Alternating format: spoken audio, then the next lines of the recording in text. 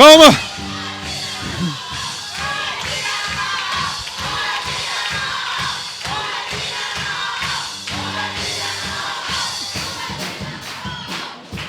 Amém? Escuta, deixa eu protegê-la. Ninguém vai pegar você não, fica tranquilo. Vamos orar por ela? Vamos orar por ela? Mas orar sentado. Você vai orar para Deus abençoar ela muito. Para Deus usar ela muito. Pai, no nome de Jesus, eu quero colocar a vida da tua filha nas tuas mãos. Senhor, eu cubro ela agora no mundo espiritual. Que aquilo que o Senhor colocou no coração dela, Deus, venha fluir para nós agora. Meu Deus, como brasas vivas do altar. Eu coloco as emoções dela, eu coloco o coração dela. Eu coloco a estrutura dela diante de Ti. Que o Senhor possa usá-la poderosamente. E a nossa oração é em nome de Jesus.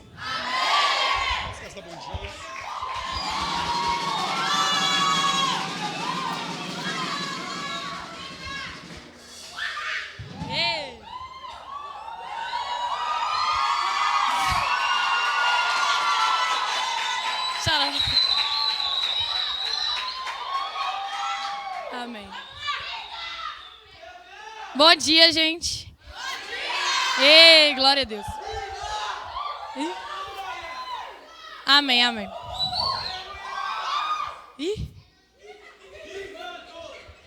Gente, eu queria que vocês abrissem sua Bíblia em Romanos 8, por favor, quem puder.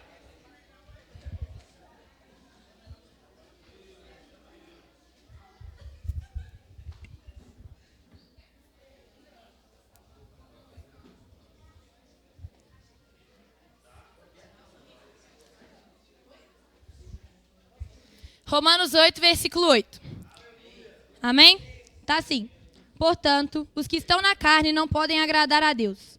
Vós, porém, não estáis na carne, mas no Espírito, se é que o Espírito de Deus habita em vós. Mas se alguém não tem o Espírito de Cristo, esse tal não é dele. E se Cristo está em vós, o corpo, na verdade, está morto por causa do pecado, mas o Espírito vive por causa da justiça.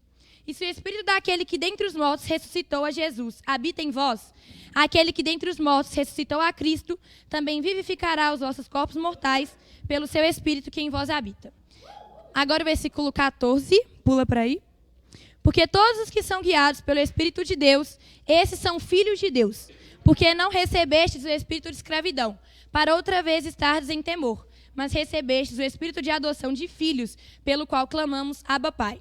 O próprio Espírito testifica com o nosso Espírito que somos filhos de Deus. E se nós somos filhos, somos logo herdeiros também. Verdadeiramente herdeiros de Deus e co-herdeiros de Cristo, se é certo que com Ele padecemos, para que também com Ele sejamos glorificados. Amém.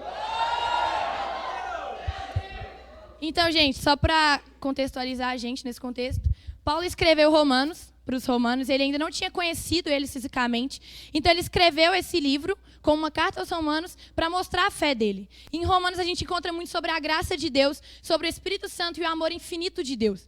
Principalmente aqui no capítulo 8, onde a gente leu agora, se a gente continuar lendo, a gente vê sobre o ilimitado amor de Deus. E quando a gente pensa no amor e na bondade de Deus, a primeira coisa que a gente tem que fazer é pensar e se posicionar qual é a resposta que a gente dá para Deus diante do sacrifício e do amor que Ele tem por nós.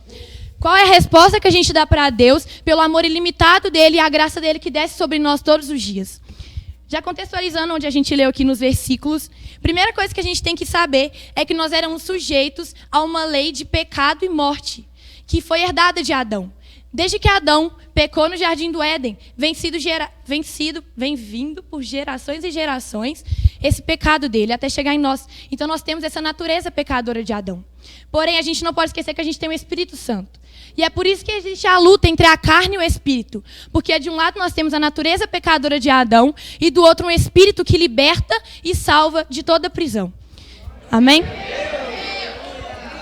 A gente precisa lembrar que o Espírito Santo, antes de Jesus vir, morrer, ressuscitar e voltar aos céus, o Espírito Santo era limitado para algumas pessoas e para algumas situações. Ele não era disponível para todo mundo como nós temos ele aqui hoje. Ele está aqui hoje, ele está disponível para você. E se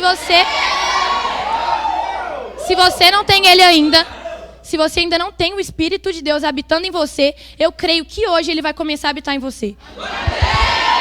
Porque ele está aqui disponível. Depois que Jesus morreu por nós, depois que Jesus sacrificou por nós, pelo amor dele, nós temos o livre acesso ao Espírito Santo.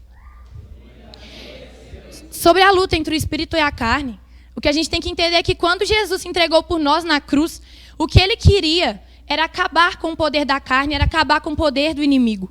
Ele queria destruir a força da carne e do pecado. E quando nós estamos numa luta entre o Espírito e a carne, nós escolhemos a carne, nós estamos ignorando o sacrifício que Jesus fez por nós. Porque quando ele morreu por nós na cruz, ele declarou que não havia mais força do pecado sobre nós, nem o poder do pecado sobre nós. Então, quando nós estamos nessa luta, que é normal todo crente passar por uma luta entre carne e espírito, nós temos que manter o foco e buscar o Espírito Santo, para que nós podemos fluir nele. Amém? É importante destacar sobre a salvação, porque quando Jesus morreu por nós, ele gerou a graça, e a graça é a salvação. Porque a gente tem que entender que a salvação não é porque a gente conquista, não é porque a gente merece, mas a salvação é uma dádiva de Deus. Ele deu para a gente pela bondade e o amor dele por nós. Amém? Nós temos que saber que nós estamos num tempo da graça. Depois que Jesus morreu por nós, se entregou por nós, nós entramos no tempo da graça. Nós saímos do tempo da lei, que era a época de Moisés, e entramos no tempo da graça, onde independente de tudo que a gente faça, Deus derrama a graça dele sobre nós e declara que nós estamos salvos em nome de Jesus.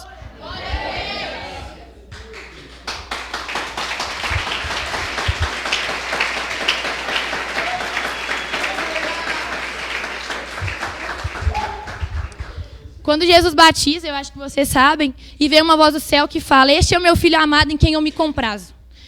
Jesus agradava a Deus. Jesus era um ser agradável aos olhos de Deus, então Deus encontrava prazer em Jesus. Aqui no versículo 8 de Romanos, nós lemos: "Portanto, os que estão na carne não podem agradar a Deus." A gente tem que entender que quando a gente escolhe a carne e rejeita o Espírito Santo, nós não estamos agradando a Deus, então nós não somos filhos comprazidos aos olhos de Deus. Amém? Nós temos que entender que o Espírito Santo, quando a gente escolhe ele, quando a gente rejeita a carne, quando a gente busca o Espírito Santo, ele nos capacita. Ele nos capacita para continuar nosso ministério, ele nos capacita para o nosso chamado, ele nos capacita para curar enfermos, ele nos dá autoridade para libertar cativos, ele nos capacita para continuar aquilo que sem ele a gente não consegue. E é por isso, por ter o Espírito de Deus, que Jesus falou: "Aquele que crer em mim fará obras maiores que eu." Porque nós temos o Espírito de Deus. Tem que entender que é o Espírito de Deus. É o Espírito que andou com Jesus. É o Espírito de Deus. Então, tudo que estava com Jesus, a gente tem acesso a isso. Muitas vezes a gente não sabe aproveitar isso. Muitas vezes a gente não sabe como usar. Mas a gente tem que saber que o Espírito Santo é ilimitado e disponível para todos nós. A partir do versículo 14, a gente começa a ver um pouco sobre identidade. E aqui no versículo 15... ele fala: "Porque não recebestes o espírito de escravidão, para outra vez estardes em temor, mas recebestes o espírito de adoção de filhos, pelo qual clamamos, Abba, Pai." Quando a gente pensa em adoção num contexto que a gente está atualmente, talvez não seja uma coisa muito legal, porque, primeiramente, a primeira vez que eu li esse versículo, eu falei: pô, mas adotado, a gente não é biológico, porque a gente está inserido num contexto onde um filho adotivo, muitas vezes, ele é amado menos que um filho biológico. Um filho adotivo, muitas vezes, é mais rejeitado que um filho biológico. Porém, a gente tem que ler isso aqui, tendo um contexto onde Paulo estava inserido e os romanos estavam inseridos. Naquela época, quando eles tinham um filho biológico, o pai e a mãe escolhiam se eles iam querer o filho ou não. Porém, o filho adotivo, eles iam lá escolher, eles não negavam, eles não podiam rejeitar o filho adotivo. E é por isso que Paulo coloca aqui: nós somos filho adotivo, porque naquela época a palavra adoção era mais forte do que a palavra do filho biológico. E nós temos que entender que naquela época em Roma, quando alguém era adotado, ele perdia tudo que ele tinha com a família anterior e começava a adquirir os novos direitos da nova família. Ele tinha os novos privilégios, ele perdia tudo que ele tinha na anterior e ganhava da nova. E trazendo isso para o nosso dia a dia, a gente pode colocar como: quando Deus nos adotou como filhos, nós perdemos toda a herança pecadora de Adão e ganhamos a herança de Deus.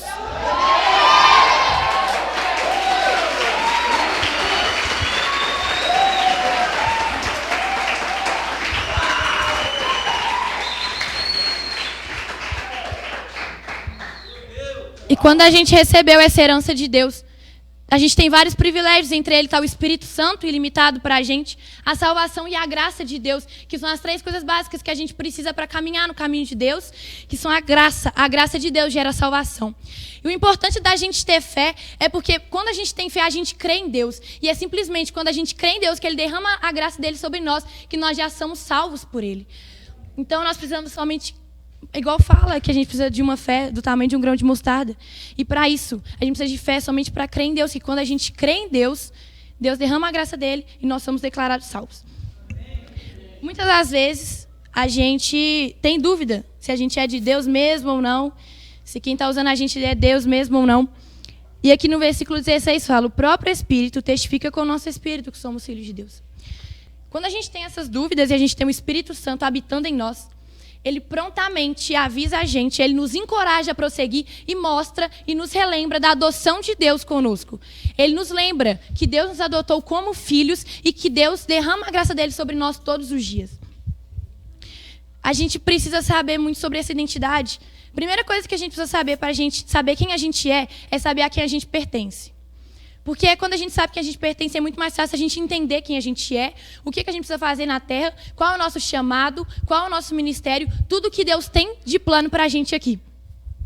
E é muito legal que quando a gente começa a entender quem a gente é e a quem a gente pertence, a gente evita muita coisa, entre elas está a ansiedade, entre elas está a frustração.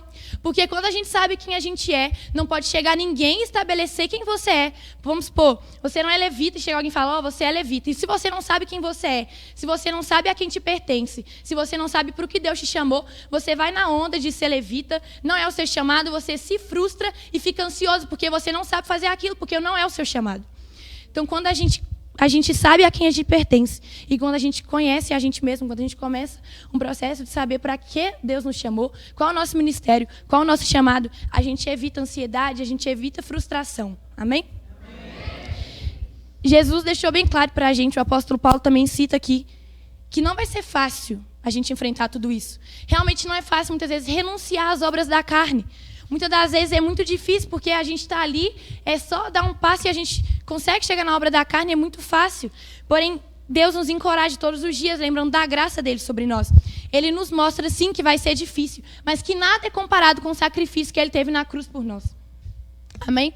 Eu queria ler aqui só algumas obras da carne, que está em Gálatas 5, que fala assim: porque as obras da carne são manifestas, as quais são adultério, fornicação, impureza, lascívia, idolatria, feitiçaria, inimizades, contendas, ciúmes, iras, pelejas, dissensões, heresias, invejas, homicídios, bebedices, glutonarias e coisas semelhantes a estas. Então, que nesse dia, né? Que neste dia a gente possa entender que quando a gente rejeita a carne e a gente aproxima do Espírito Santo, ele nos capacita para fazer algo maior e fazer aquilo que está na vontade de Deus. Amém? Então, gente, é isso que eu queria deixar para vocês.